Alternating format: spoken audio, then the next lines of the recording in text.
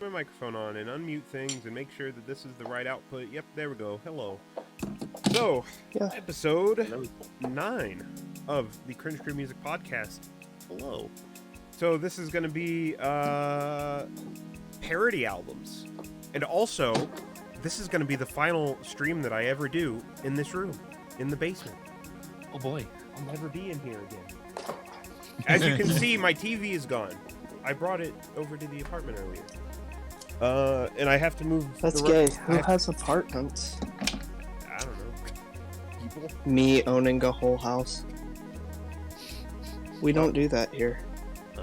Well, I'm going to be moving the rest of my shit today and tomorrow, so, yeah. Final stream in this room. Anyway, albums for the week. Devin Townsend's, fucking... What the fuck is the album? Cooked on Phonics. Cooked on Phonics. Punky Brüster. Cooked on Phonics. There we go. Thank you. I can't even remember my own fucking album. Ninja Sex Parties. You're doing great. The Prophecy. And Cannabis Corpse. Something. What's the album called? I'm bad. I don't have the thing up. Tube of the something. Tube of the Resinated. Tube of the Resinated. Thank you. I'm doing bad today. I don't have the list up. It's fine. You're doing a lot. You're moving and everything. So I've been awake for 3 hours. Bruh, it is too fucking cold in this house. Hold on, I gotta turn off the AC. All right. So, I guess we'll start with my album first. Devin Townsend's Cooked on Phonics. So a little bit of backstory on this. This is, in a way, his first solo album, because I think he was writing the material for this around the same time as the first Strapping album, and I think this one came out first. I don't know. You know what? That makes a lot of sense, but I'll explain why when it gets to my turn. But the ideas for this album started out as an inside joke between him and one of his friends at the time, and I believe that they came out with one song, which I want to say is Fake Punk, and it was basically just kind of like shit on Green Day and pop and kind of just punk rock at the time, bands that sounded like Green Day at the time. And then they turned Green Day is great. And then they turned it into a whole album, and it was just shitting on Green Day more or less. But it's a concept album that follows the story of a heavy metal band called Cryptic Coroner from South Central Poland, who mid-set, their guitar player breaks a string, and to improvise, they shift to playing commercial punk music and get really popular in the span of 2 weeks and win a Grammy, and that's the whole story. And then after the last song, there's just kind of like some extras, and there's like a phone call from, I guess, someone that Devin knows saying that the album idea was shit, and the dude's like taking a shit in the voicemail because he flushes the toilet or something. But yeah, it's a good album. It's great. I love it. Definitely one of the lesser known Devin albums, I feel, but it's good. Yeah, I had never even heard of this album until you mentioned it, and I actually really like this. It's like a combination of punk and thrash, and it reminds me a lot of early Strapping stuff when he was just a really, really, really angry man for no real reason. I mean, he was mad at the music industry, but yeah, he was pretty angry. Yeah, he wanted to fight God. Basically. But yeah, it is good. I liked it actually a lot. Some highlights off of this album, probably Wallet Chain, Larry's O. Like the whole album's pretty good. I like how the song Heinous Anus is just about taking a shit. Yeah. I mean, hey man, if it gets you likes, gets you money, Yeah, this was I was ready for funny stuff, especially after the Ninja Sex Party. And this one was fucking hilarious. Every single track, I was just laughing through most of it. while also enjoying it because I just unironically enjoyed just the music. Mhm. Like, Yeah. even if it's a parody, I'm like, I still love this sound regardless. Yeah. I do want to say though, fuck you for Picture of Myself, because at the fucking end where there's like a 30 seconds of silence, Oh yeah, and then the dude popped just comes in and I he's was- like, I was playing zombies. Oh, I nearly no. shit myself. I'm like, I literally like, what the fuck was that? Oh, this fucking song. God damn it. Freak me the That's funny. fuck out.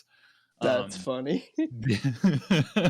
This one was a lot of fun. It was just so funny the entire way through. I loved it. yeah. Uh, Ye- I guess we can do the Ninja Sex Party one next because that's the one that I literally just finished before you hopped on. Oh boy, I love this album.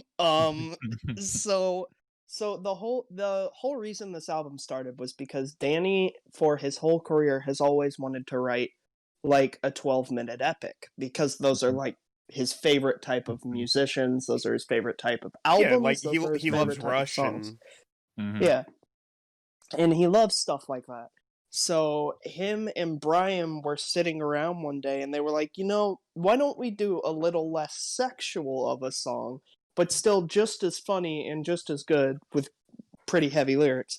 So they wound up writing The Mystic Crystal, which is like the 12-minute Mhm. single off of this album. Mhm. And it's really good. Like, I love Ninja Sex Party. I own every single one of their albums. Definitely some highlights off of this are Do Math With You, Uh-huh. Thunder and Lightning, The Mystic Crystal. Like, the Yeah. whole album's good, but those are ones that are definitely, like, top tier in my book. Yeah. I don't really listen to a lot of Ninja Sex Party stuff. Like I've watched a few music videos here and there, but I don't think I've listened to an album all the way through. And so I like how the first song is just called intro and then in parentheses is the. And yeah, Mr. Crystal's fucking great. I think my favorite song on the whole album is Welcome to My Parents' House because that's like really relatable that for me. album's really good too. That bit about where he's just like, my mom buys me pizza rolls. Yes, it's so good. It's great. And the song after that, Wondering Tonight, just kind of made me sad. And that's all I'm gonna say about that. And then the bit about the Ninja Brian's Kids album, it's just 20 seconds, and he's like, yeah, Brian asked me to sing on his Kids album, and then he sings some shit, and he's just like, fuck this. Yeah, I love Dan so much. He Yeah. doesn't take life seriously, and I think that's why I like him so much. Just because life's so short, why take it so seriously? Yeah, I was gonna say I've been watching the Game Grumps for quite a fucking while, and also listening to Ninja Sex Party for a little bit. I haven't same with Mike. I haven't like fully gone through some album or most albums, but I have heard a good bit of them.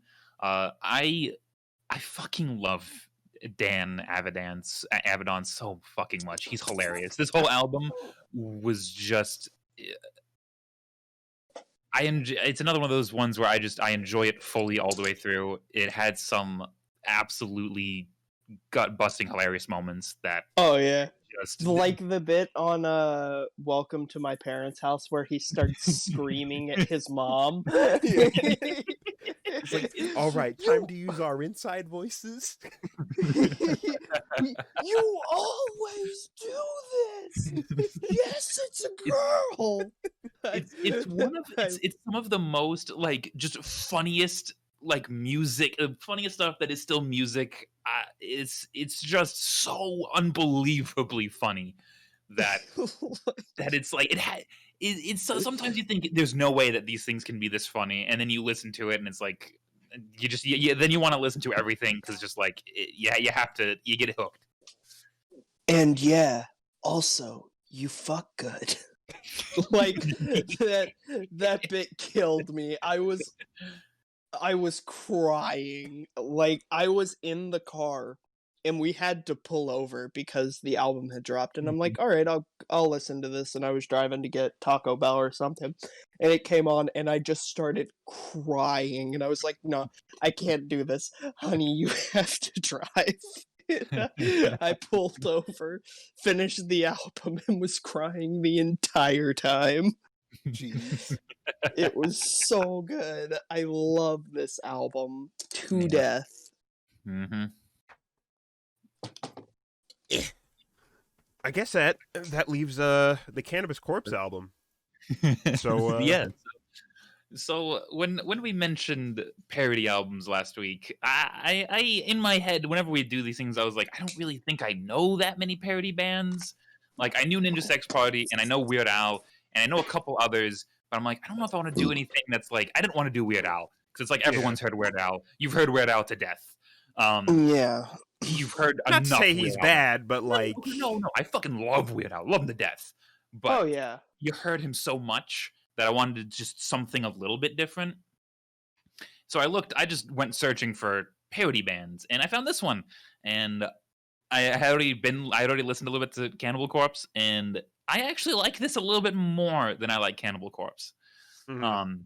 It's just the song titles are hilarious. I think that their play on the super heavy metal, the like death metal kind of stuff, but also making it a little bit more like pot. It's just funny to me. Oh, yeah. It was... You can go. Yeah. Disposal of the Baggie was great. Like, this whole album was funny as hell. Yeah. Like, huh? Oh no, I was just saying, yeah, like it's all funny, and even then, even though I'm like, it's so funny, same thing with all the other albums, I'm like, I genuinely enjoy the music. Oh, yeah. It definitely sounds a lot like Cannibal Corpse, and Gallery of the Stupid High is probably my favorite off of this. Because, full disclosure, last night I smoked way more than I should have, did not intend to. And I looked up, I'm like, fuck, it's 3 a.m. I need to listen to these albums. So I listened to this one high as balls. And the easiest way to describe how aggressive this felt, you know, when you go on a roller coaster and you hit the hill and you look down and you're like, wow, that's a long drop, and then it drops you? Yeah. That was what my stomach did.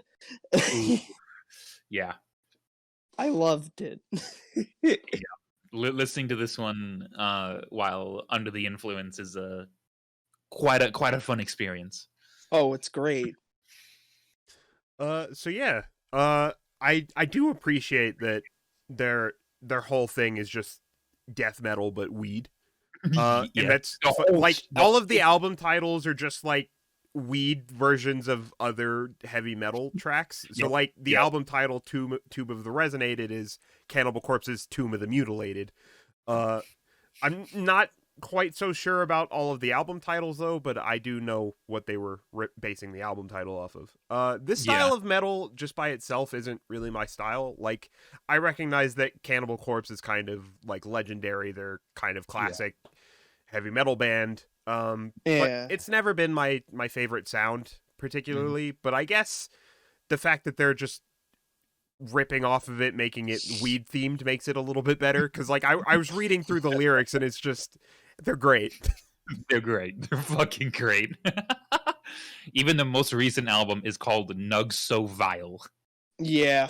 With albums like Blasphemy Made Hash, The Ultimate Indica Notation, Dawn of Weed Possession. It's an ongoing theme, and it's hilarious to me. I love stuff like that. Mm-hmm. Yeah, it's good. I guess that can bring us. That's the albums for the week. I guess we can do talk about Everywhere at the End of Time. I actually finished it last night. Somehow. I finally started it. But I'll explain that in a second. Okay. So I'll just kind of go through my notes here. So once I got past stage 3, I couldn't really summarize the entire album. I had to go through and kind of talk about track by track. So I think I did stages 1 and 2 last week. I don't remember, so I'll just start at stage 3. So stage 3, it's kind of similar to stage 1 and 2. There's just a little more crackle and reverb significantly. The third track has some kind of knocking sound that sounds like someone chipping away at stone. And I have here that I think I've heard the same song 3 times. Most, if not all of the songs end abruptly. Some of the songs sound like things I've heard before, but from far away, and all that's really audible is crackle and reverb. Track 6 is a jumbled mess. As the stage progresses, all of these things seem to intensify. Stage 4, a jumbled mess of sounds that are vaguely familiar but ultimately incoherent. The sounds are lost in distortion, reverb, and crackles. Track 3 is oddly calming despite also being a jumbled mess. Track 4 feels like a continuation of track 3. It's almost as if the familiar sound of tracks from previous stages is trying to come in but gets lost to the reverb. Occasionally, the jumble from the first 2 tracks comes in and takes over. So, I go to explain the jumble on stage 5, because that's when it gets worse. So stage 5 was the point where I had to talk about each track individually. So track 1 is similar to most of stage 4. It's like trying to desperately remember how the first 2 stages sounded, but the crackles and reverb have completely taken over. There's a point where the distortion briefly goes away and the track is coherent for a few seconds before it goes back to being a jumbled mess. This was a bruh moment for sure. Track 2, pretty much just track 1 again. There were a few moments where I could hear an almost coherent horn melody that then faded back into the jumble. The jumble sounds like stock radio static where the station is barely coming in at times. Track 3 reminds me of the swamp theme from Escape from Monkey Island for the first couple of minutes. The rest is static and reverb. Anything that even remotely sounds like music is gone. Track 4, definitely some sort of Paul stretch effect here, occasionally piano or something in the background. Stage 6, final stage. Same deal as stage 5. I talked about each track individually. Track 1, some kind of sweeping sound with what sounds like low horns along with static. The music is gone. Nothing that even sort of resembles it is left.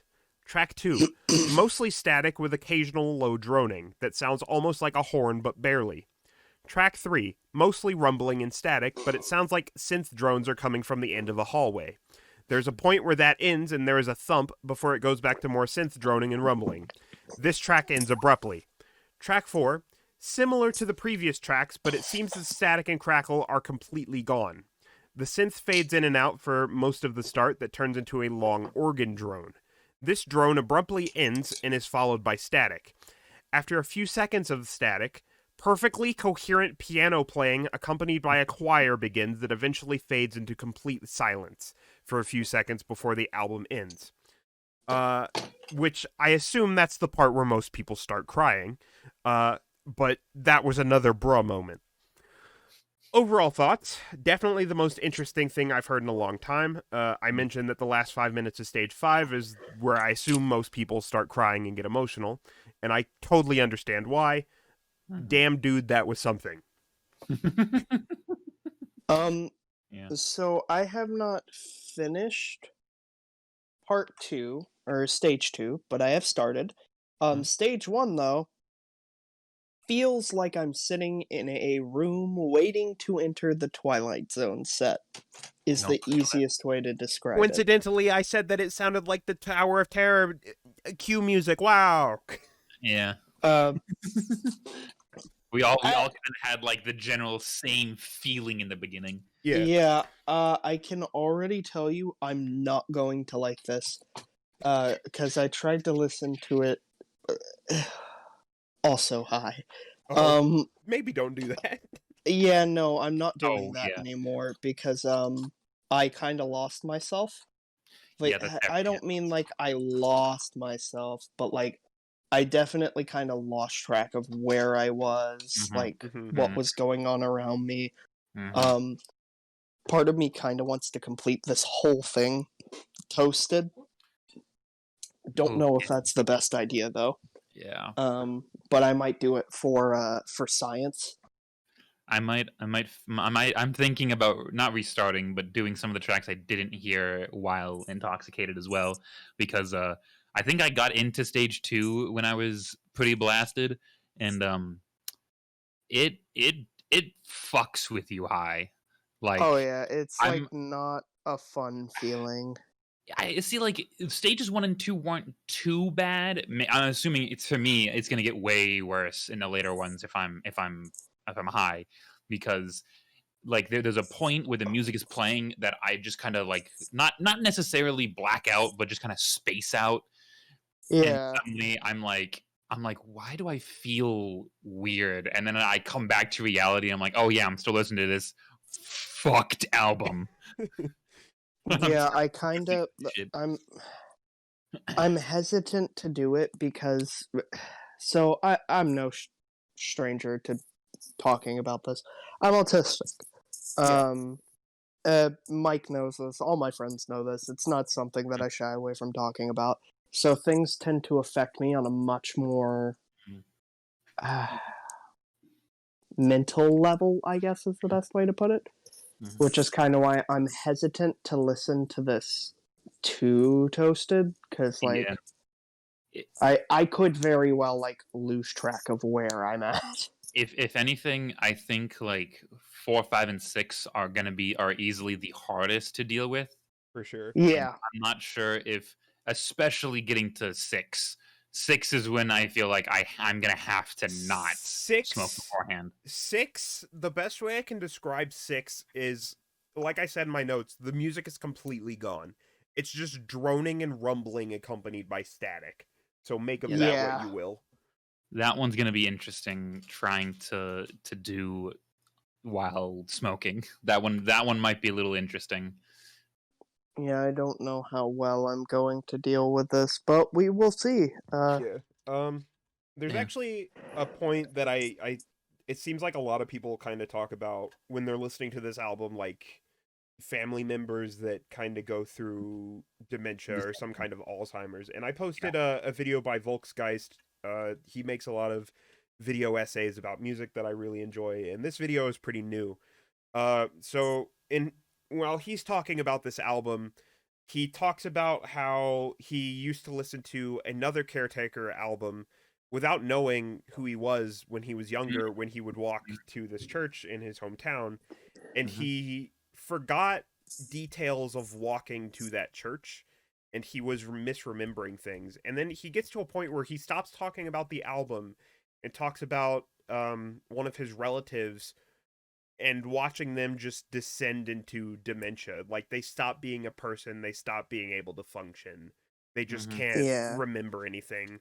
Yeah. And it makes me I was kind of relating this to things that I've noticed about my own grandmother over the years, how like Mhm. Mhm. she forgets to do things, like she all the time like confuses me for my cousin Christopher, and she'll call me Christopher and call him Michael, and it's just kind of been a thing over the years that we just kind of laugh about now, but like it's just a thing that she does, and she doesn't like remember things that she did the other day, or there's just certain things that she starts to remember, and it just kind of makes me sad that it could get worse over time. Yeah, and Mhm. yeah, it's just really sad watching someone deal with Yeah. that and they don't even really know that it's going on, or if they do, they're just kind of struggling with it.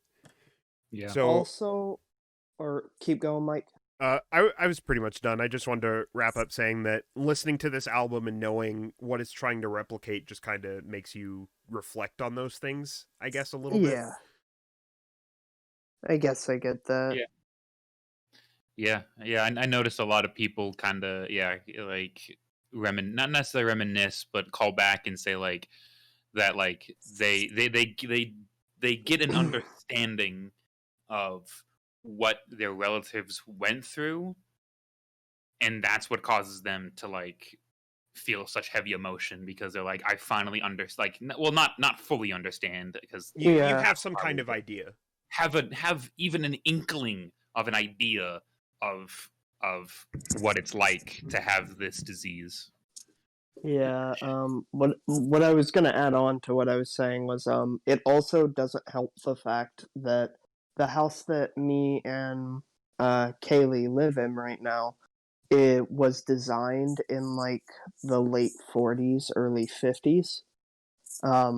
So the whole house feels like something out of Twilight Zone. So listening to it, sitting in a room where like there's, you know how old people have those gold frame Thomas Kincaid cottage paintings like everywhere? Yes. Yeah, I think so. I think so. They are everywhere in this house. There's like the old lamp your grandma always had. We have a mantle with books up on it.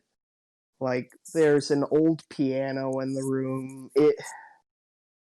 The reason I'm saying this is this is an ambient track for sure. Like Yeah. so far what I'm experiencing, and your surroundings really, really tune you into things. So like the best way to go out and listen to this, in my opinion, is in like an old, heavily dated room, or like the woods, or something isolated. Like is probably the best way to experience this album from what I'm seeing so far. Yeah, I think so. I If guess you want to Yeah. get like the full breadth of like, if you want to like truly experience it for its like strongest value, or experience it in its most like sincere, that's the best way to do it. Yeah. Yeah.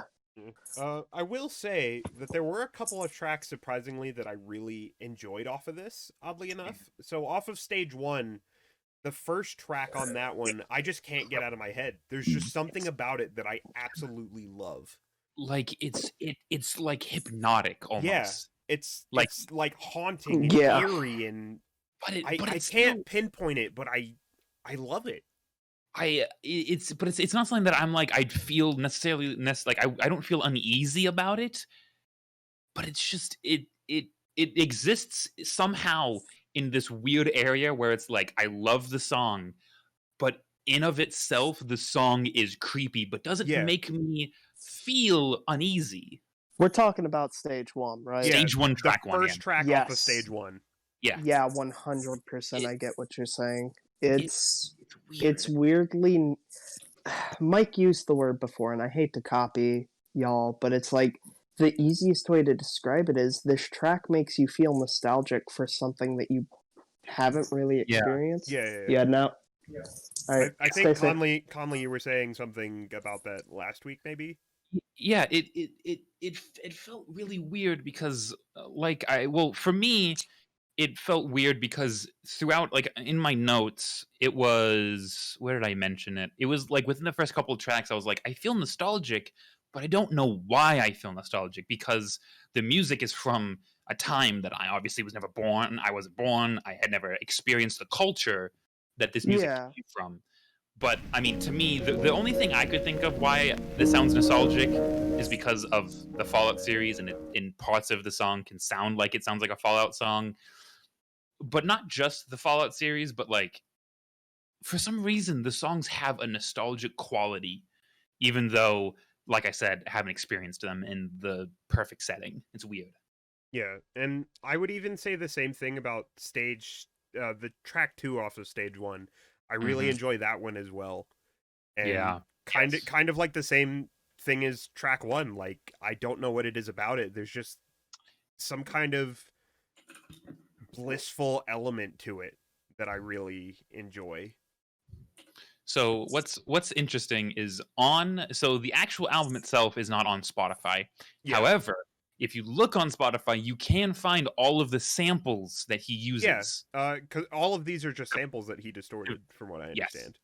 The very first one is Heartaches, and that's the one that is like that's the one that is like super nostalgic, like the first song that I'm just like, what the fuck?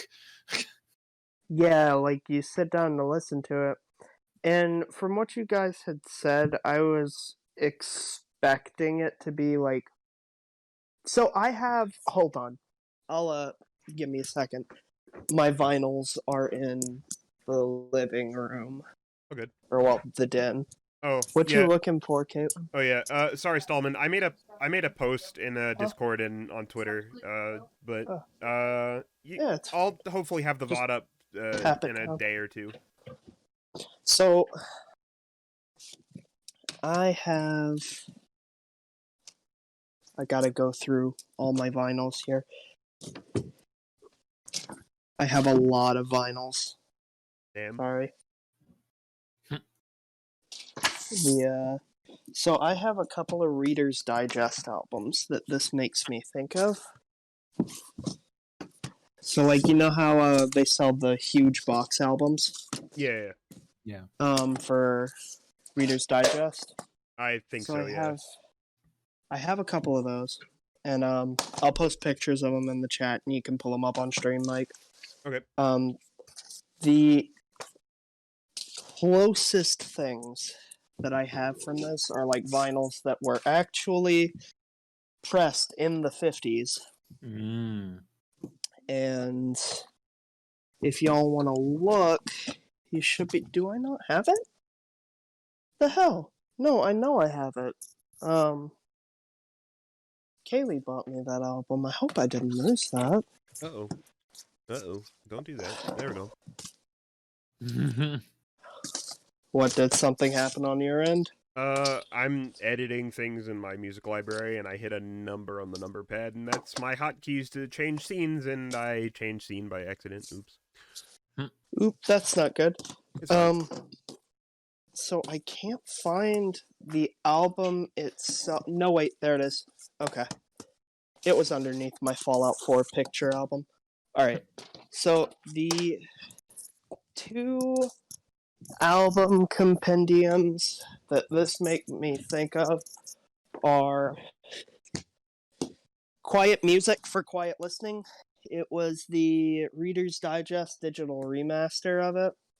And it's a box set. And then the other one is Gordon Jenkins and his orchestra's Stolen Hours. I love like 50s era music. And this one, the crackle and reverb on it sound exactly like this old pressed vinyl I have. Because these were pressed in like the 50s and 60s. Yeah. So I'll take a picture of this and send it to you, Mike, so you can pull it up on stream. Okay, yeah. Because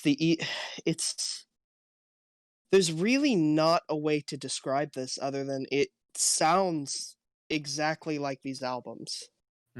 So, like, this is the Stolen Hours album. It should be sending now. And then... where are you sending it exactly? Discord stream? Yeah, just direct messaging on Discord. Okay, give me a second. And then... Gonna like, quickly... that's the box album, and I'll send a back photo of the,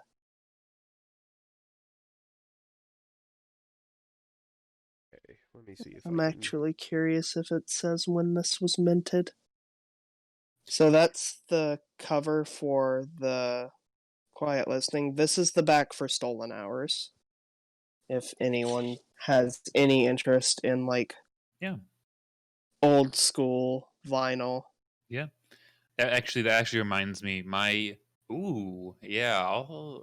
reminds me because my dad, he grew up in like, I think he grew up in the 70s ish. So like he has a lot of old vinyl. Yeah. I might have to go back home. Well, maybe when cases drop, thanks COVID. I have to go back home. I might have to look at my dad's old vinyl collection and see if he has anything that's worth showing off. Yeah, like, if you can... I actually... My mom has, like, a whole thing of kind of older vinyl. It's actually in the other room. My dad has like two or three milk crates of like old vinyls. I'll have to see because when I went through it the first couple times, there wasn't anything that like stuck out to me, but that's just because I didn't really care about anything before like the 80s or the 70s. So like, it sounds kind of weird coming from I'll be right back. people like we as people usually listen to a lot of lyrical stuff, some older stuff. But if you want something like this Caretaker album, my favorite thing to listen to vinyl wise is old pressed vinyls, like vinyls that were pressed in like the 50s. See, as I was wondering, is that when I first started listening to this album, to this series of albums, I was really wondering if like he made these, because I thought I read somewhere that said that he made these samples himself, that the entire album was digital and no like samples at all, which is wrong. Oh, good God, he's bringing it up. Oh, did you bring your mom's old vinyls out? Yeah. Do we want to go through some of the old vinyls that, like, our parents owned? Because there's a lot that I can go over. If you give me time, I'd have to be like next season, and I could grab some. Yeah, but Yeah, but like You guys. I love 50s era vinyl. That's Mhm. honestly what got me into vinyl in the first place, and the closest thing I have to compare this Caretaker album to are these 50s era vinyls. Yeah. Like, here's another one that it really makes me think of. This is just so y'all have stuff to compare to, Yeah. if you're really interested. I don't even think this is everything. I think there's another Tupperware container in there. Let me go see. And honestly, these vinyls are so old, you might not be able to find digital tracks for them. Yeah, if it's something that, well, because like I'm still surprised that they had, because this specific sample is from a collection of songs that were released between 1927 until 1940. Yeah. The Al Bowley collection. There's like a few other ones that you have here that I didn't even see to pull up. I like these covers actually. Yeah, I like these are 50s era covers, like 50s and 60s eras. Let me go grab the other container that's in there, and I'll be right back. And like so basically, I have a really really shit tier record player. I think I've talked about this before. I have a Crosley, and not one of, or no, it's not a Crosley. It might be a Victrola, like one of the new age Victrolas. It's pretty cool. Let me check. Yeah, I remember you mentioning that you had the what was it, like the crowd? You had one that you said damaged your vinyls. Yes, that would be my Victrola. Okay. So it turns out there's the one I just brought in. There's this one. And then there's one more. So there's three. Hold on. Jesus fuck. They are completely full. Have we found a treasure, the treasure troves of this kinds of music? It's just our parents' basements. But so like I adore these 50s. Jesus Christ. These 50s era vinyls. I've got a ton of them. I'm about to put down and just start sending pictures. That's a fucking because like it really is like 50s as 50s can get sounding. And the reason I got on the topic about my record player is I have 3 record players. Yeah. I have my Victrola, which is the really shitty have one. A Victrola. I have like one of those old like 1920s stand-up Victrolas with the cabinet that you have to open for the speaker. It's broken as fuck, but I hope to get it restored someday. Yeah. But I don't have one of the nice Victrolas. Mike knows my Victrola. He has seen it. It is one of those shitty Target ones that it's like you're talking about like, so Victrola still exists as a brand, but it's like one of those like really cheap turntables they sell at Target. One of those things. Yeah, what I mean is like original 1920s stand-up Victrola that's like this tall, that's like metal and made out of wood, and it's a cabinet that you open with the speaker, and it plays like those giant metal vinyls. Yeah. I have one of those. I have something to show you, Mike. It's in the other room, actually. But so the reason I got on the topic about that is I have 2 Panasonic CLX thrusters, which are my big, nice record players from like the late 70s that Grandma gave to me. And then I have the Victrola one that, you buy your kid who is collecting vinyls because it's the new fad. That they don't really care. They just want something to play them on. And putting a 50s era vinyl press onto this record player sounds exactly like the distortion that starts on Yeah, stage 5.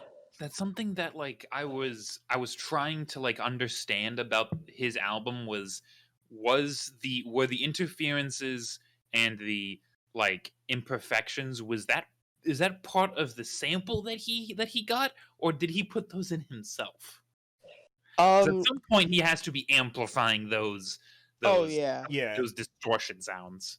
If you've never used a cheap, have you ever owned like a really cheap record player, Conley? Yes. I Yeah. have. I've had like an all-in-one like CD Yeah. tape vinyl Yeah. thing that I I've used to had it all. fuck Yeah. with when I was younger. So those really, really cheap ones, the needle weight on them is a little heavier. Mike and I Mhm. have talked about that on past podcasts. Oh, okay. Yeah. But what that causes is normally a needle, the reason you want your weight to be light on a needle Mhm. is so that one, it doesn't damage your vinyls, but two, as an added bonus, it won't pick up the dust and stuff that gets in your cracks as much.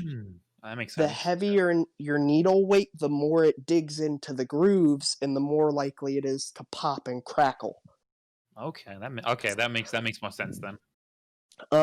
That one's needle weight is really heavy, so there's a lot of pop and crackle on it. Like, hold on, do I have it plugged in? Well, I'll play a 50s vinyl. We won't get DMCA'd for it, will we? Not on Twitch, but maybe YouTube. Wait, no, other way around. Not on YouTube, but maybe Twitch. Well, fine. it's If you're only playing like a couple seconds, it's fine. yeah. I want you to hear so you understand what I'm talking about. Because it's really hard to explain the crackle. Let me find my power cable. It should be back here. Well, if it's not back here, I'm just gonna say fuck it and worry about it. Is this it? There it is. Okay. What? It's caught on my dinner The table. disc isn't even in this one. What the fuck? Okay, that's So, empty. okay, unplug my speaker bar because we're gonna use the really shitty speakers on this record player. You know, for posterity's sake, so you understand how bad this thing is. So, we'll do Stolen Hours by Gordon Jenkins.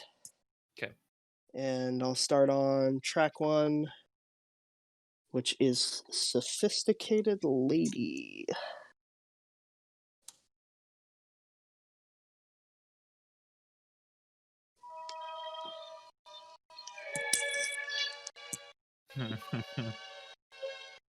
Like, you hear what I mean? Yeah, Yeah. yeah.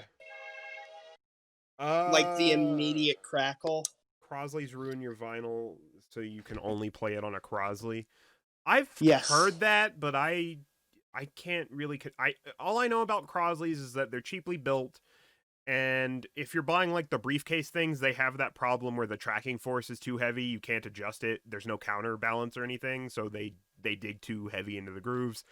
So yeah, I have heard. I know what you're talking about. I've heard that. I can't confirm that, but they are cheaply I built. can They'll break your confirm it. vinyl. Oh yeah, you told that story a while back Yeah. about how you bought like some expensive record or something and it fucked it up and you couldn't play it on anything else because it sounded like dog shit. Yup, I can send you a picture of the vinyl it did since I have them out right now, actually. And I can show you what vinyl damage looks like. But I've been meaning to pop in here. I haven't had a minute to. Oh yeah, go ahead, man. I'm sorry. I don't mean to overrun the podcast. So, we're basically done talking about Everywhere at the End of Time, obviously. Yeah. But I had nothing else planned to talk about, really, so I guess it's good that we ended up talking about these old vinyls, because I've dug them out. I'd like to go through them, because I honestly haven't had a chance to go through what my mom has, and I know everything here is fucking old as dirt. Some of this belongs to my mom's dad, who's no longer with us. He passed when I was younger. Some of this stuff is his. Some of this I don't even know what it is, but just looking through some of this, a lot of this is old. A lot of it doesn't have sleeves. Some of the records are just bare in the cardboard, like nothing else in there. I know that there's like some Jethro Tull in here. There's like a Led Zeppelin album in here. I think there's a Styx album in here. There's a lot of Elvis stuff in here, which is my mom's because she's obsessed with Elvis. But I just kind of want to go through all this, see what there is, and maybe at some point I can. So the turntable I have is the Audio-Technica LP120X, which is the refresh of the LP120.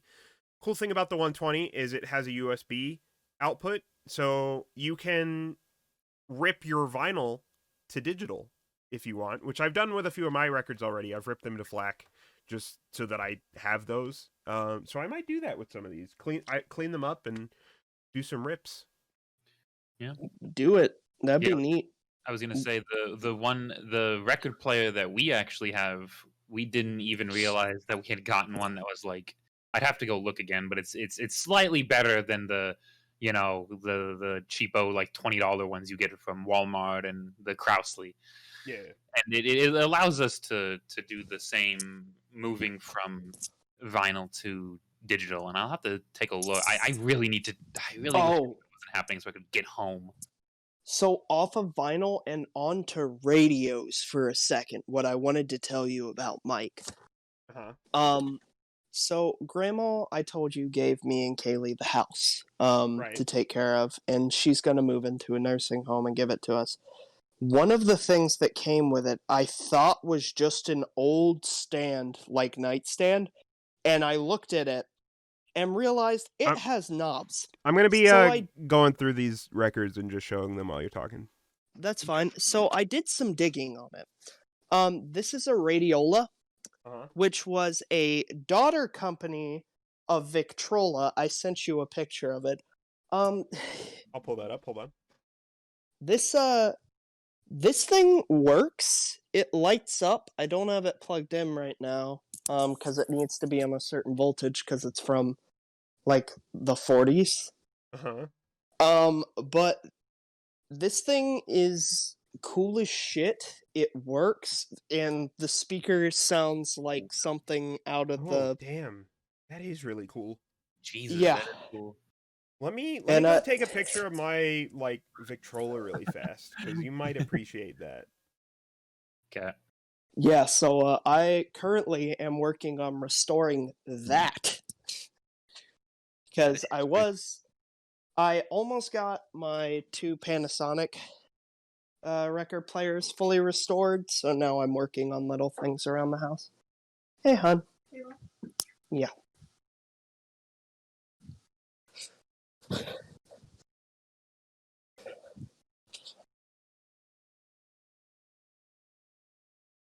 Let me mute myself real quick so I can tell you something neat.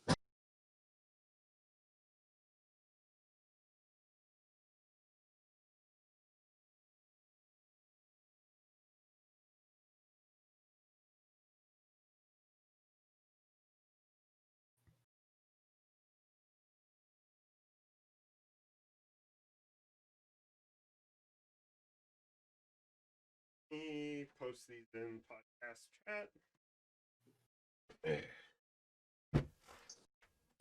Hello, I live. Sorry, was talking to Kaylee. I also live. Oh, but yeah, so the album that I was talking about that got pretty heavily damaged was Avenged Sevenfold's City of Evil.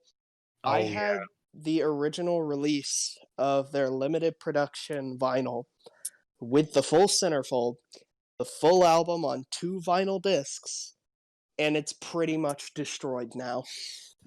I remember that story, yeah. Yeah, so I that's why I warned you against going cheap with your record player. Audio equipment nowadays, it's fine. You spend $30 on an amp, it's not gonna blow out your headphones 9 times out of 10. Yeah. But you spend $30 on a record player, it will fuck up your vinyls. Yeah. Yeah. As I learned the hard way. Yeah. The only notable album I think I remember out of my dad's collection was a Dark Side of the Moon copy. Yo. Yeah. Oh, I'll tell this horror story. Ooh. I have some Dean Martin albums. Yeah. Kim. Oh, and Bing Crosby. my mom got this from Randy, love- I think. How much she paid for Kaylee- this? $4? Oh, babe.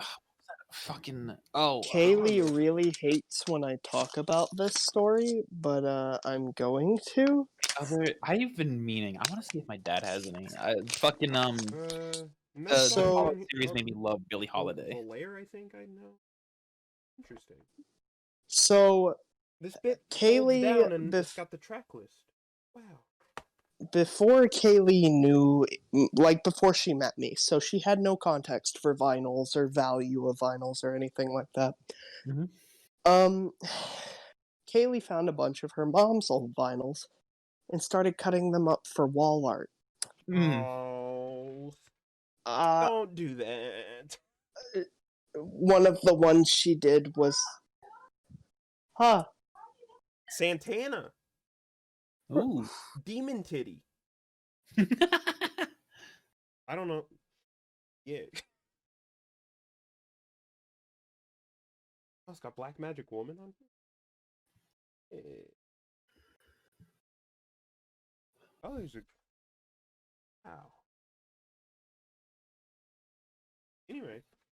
So yeah, what Steven was saying, I'll just pick up where he left off about the whole, like, so if you go on a website like Discogs, right, which is kind of a good website to buy and sell used vinyl. It's where I bought my Clipping Live album that I spent almost $200 on.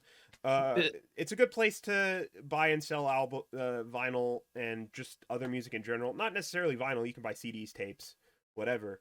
And it's also a good place to. I use it primarily to just kind of keep track of my collection. So as soon as you buy a new album, if you have the app, you can pick it up and find the barcode and scan it, and then automatically add it to your collection, and it's really handy. Oh, that is. But they have a whole system of tracking conditions of certain records, so like mint, near mint, good, that kind of thing. So when someone is listing something for sale, that's mostly what that's for. Yeah. Because it'll kind of give you an idea of like how much you're going to spend on something.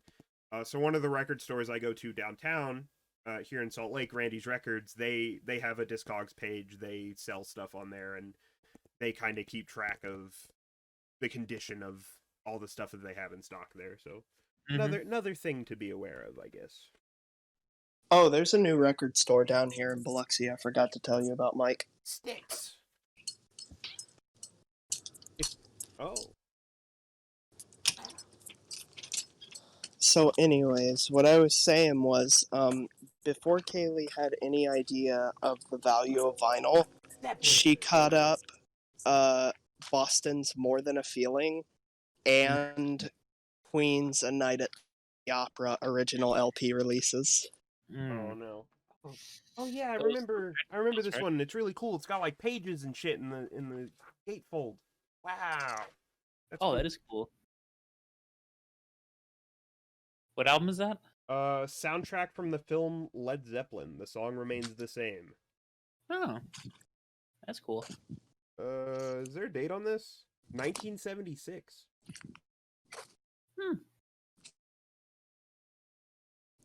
Actually, what condition? Going off your old vinyls now? These are my mom's. Oh, these are kind of. Oh, your mom's, huh? Got some like scratches and dirt on them. These seem to be cleaned pretty bad. Yeah, my mom has like a lot of Elvis stuff, and sometimes when I go to the record store, she'll come with me and like she'll see something that's like $5 and it's like, ooh. Yeah, now I'm gonna start going to 50s fucking rock and roll Goodwill collection. shit. Yeah, man, vinyl There's like stores are 4 great. discs. What the fuck? It's the best way to find cool shit super cheap. Yeah.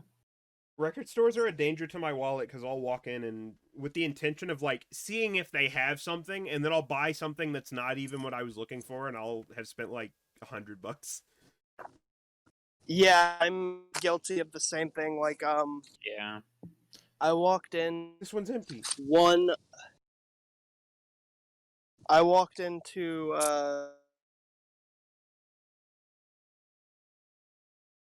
Christmas. so I was looking and they had Prequella and I may or may not have bought the prequel album. Oh, Look, man, Ghost good. I love Ghost. big band. Trumpet noises. Trumpet noises? I might have to do a stream. Maybe not a stream on Twitch, but I might just have to like hang out in the Discord one day and go through all of these and like clean them up dude, or something. If you do that, I'll join with you and go through some of my old ones that the family has. We can do it after this actually, because I don't have to pick up my mom until I've got like an hour. Yeah, we can totally do this after the stream. Why don't we wrap up? Why don't we wrap up and we can do that real quick? Yeah. Okay, cool. I'm not doing anything. All right. Yeah, so that's gonna do it for the podcast. I hope you guys enjoyed. This is episode 9. We've decided that episode 10 is gonna be the season finale. I want to throw an idea at you. Do you want to do like a mid-season finale and then continue the season, or do you want to stop, do like a couple-week break, and then start season 3? I'm okay with the mid-season. I mean, it doesn't. Yeah, I'm fine with mid-season too. Okay, so we'll call episode 10 the mid-season finale. It's kind of like we're taking a break, so we'll do like a week break or something, and then we'll come back and then continue season 2. And yeah, do something different. Why not? So yeah, hope you guys enjoyed. As is going to become customary with season finales, we will have Ted on next week, hopefully. And I've kind of decided for the episodes that we have Ted on, I'm gonna make him listen to something really fucking weird, because I had him listen to a clipping album last time. So this time I've been thinking. My album pick next week is going to be the newest Daughters album. You can't... What the fuck is the album called? I don't know off the top of my head. I don't want to butcher it. So my pick for next week is going to be You Won't Get What You Want by Daughters, which is notable because it is the last and most recent album to be rated a perfect 10 by Anthony Fantano. So this came out back in 2018. Best way I can describe this album, without giving too much away, is it's terrifying. It's a rock album, but it's terrifying, and that's all I'm gonna tell you. And now, what do I want to do? Could do a dubstep album. I haven't done anything electric. I haven't done a dubstep yet. God, if only this one artist. I really wish this one artist I knew had an actual album, because it'd be so funny. Right, I was gonna do MC Virgins for this week, and he doesn't have an actual album I really like. Yeah. God, I could do. Let's create that album.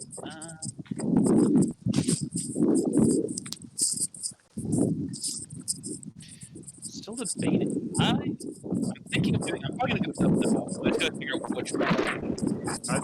Who the fuck is swishing and swirling? Oh, Steven. that might be me. I had to step outside. Let me mute. Yeah, it's a little windy. Oh, okay. Mic real Jimmy quick. Buffett. Sorry, guys. You're good. Oh, the fucking. I think I'm gonna do. I think I'll do a dubstep album. I just gotta decide on which one I want to do. Okay.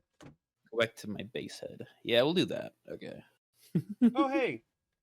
Is this an original pressing of Let It Be by the Beatles? Ooh.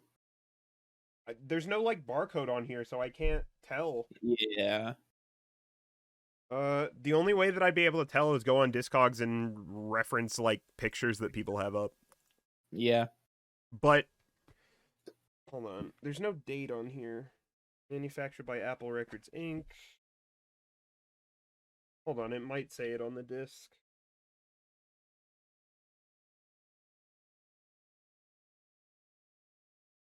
Cool though. I might take that actually. my mom won't notice. Yeah. Take the Zeppelin album too. Anyway, that's gonna do it for the podcast. As soon as you figure out what album you're picking. Fuck. I don't know if I want to do. Let me listen to something. All right. So Yeah, this is pretty. Yeah, fuck it. We'll do this one. We'll do fucking this one. I'm gonna do Excision, his Virus album. interesting. I used to. I've listened to some Excision, so I know what to expect. At least. Yeah. I fucking adore. I'm a fucking bass head, so I love drum and bass stuff. So like Excision, I loved Skrillex for a really long time, even though his shit's a little bit bro steppy. I still love his shit. That's sick. Dion Timmer, the guy that's on this album, one of the ones on this album a lot. Maybe it wasn't this album as much. Okay, so this has a gatefold. Hold on. This is yeah, this is looks about right. So this is 1970s pressing of Let It Be. Only worth like $12 though. Probably because it's the Beatles. Yeah. Their stuff isn't particularly worth much, but still cool. Still cool. Yeah. All right, so I guess that's going to be the picks for the week. We're going to be hanging out in the Discord, listening to some old vinyl for a bit. So if you want to hang out and chill with us, feel free to. Otherwise, we're going to be taking a break next week, and then we'll come. No, we're not taking a break next week. Next week is the mid-season finale. We literally just went over this. Ted's going to be on next week, and then after that, we're going to take a week break. All right. So I'll catch you guys next week for that. So yeah, see you soon. Mm-hmm.